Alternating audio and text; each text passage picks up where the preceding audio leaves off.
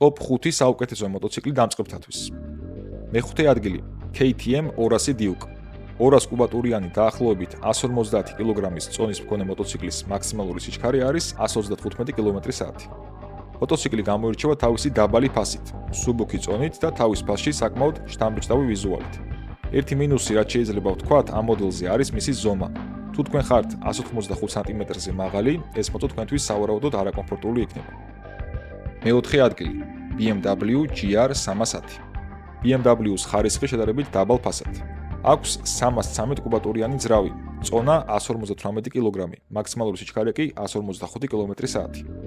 მესამე ადგილზე გვყავს Yamaha YZF R3. კუბატურა აქვს 320 კუბური სანტიმეტრი, წონა დაახლოებით 169 კილოგრამი, მაქსიმალური სიჩქარე კი 180 კმ/სთ. ძალიან პოპულარულია მთელ მსოფლიოში. მარტივი სამართავია და იდეალურია როგორც ქალაქში სამოძრაოდ, ისე გართობისთვისაც. მეორე ადგილზე გვყავს Honda CBF 500.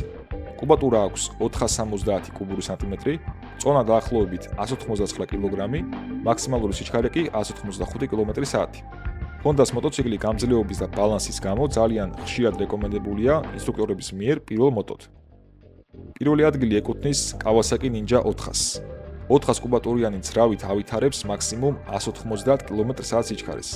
დამწყებთათვის იდეალურია, მაგრამ ეს არც იმას ნიშნავს, რომ მალე მოგვეცდებათ. ჩამოთვლთაგან ყველა მოტოციკლის ლეგალურად ტარებას შეძლებთ A2 ან A კატეგორიის მართვის მოწმობით. გარდა ბოლო Kawasaki Ninja 400-ისა. ამ მოტოციკლის ტარებას მხოლოდ A კატეგორიის მართვის მოწმობით შეძლებთ.